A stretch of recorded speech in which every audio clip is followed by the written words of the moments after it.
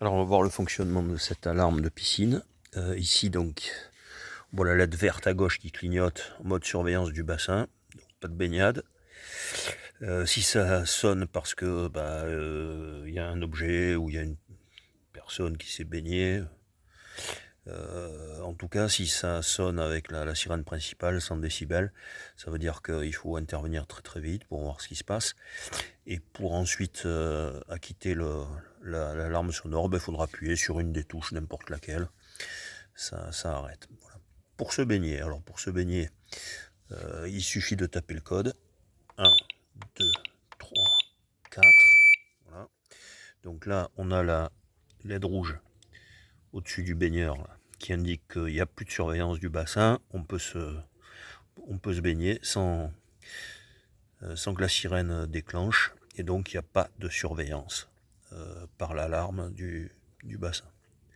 Lorsque la baignade est terminée, que l'eau est redevenue calme, au bout de 10 minutes, la machine, l'alarme repasse automatiquement en mode surveillance. Et si on veut repasser rapidement en mode surveillance manuellement, il suffit de taper 2 fois la touche 1, 2 fois la touche 2 ou la touche 3. Voilà. Donc là, on repasse automatiquement et tout de suite en mode surveillance.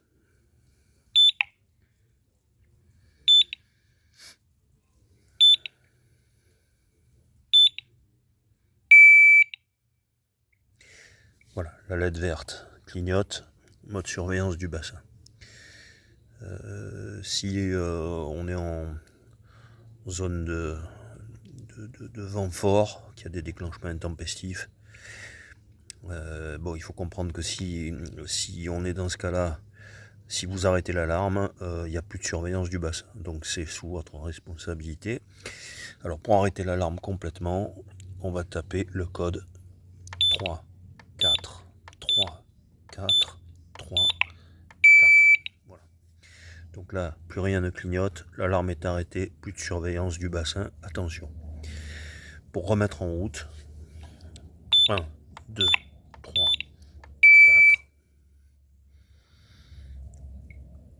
Voilà, donc là on est revenu en mode, comme vous pouvez le voir, baignade.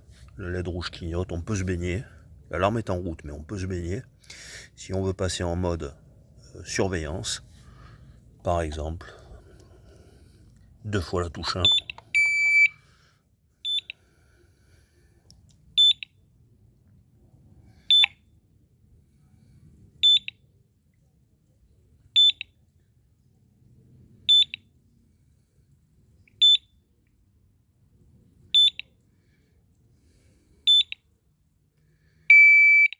Voilà. À gauche, la LED verte clignote, ce qui signifie que on est en mode surveillance du bassin. Voilà, bonne baignade.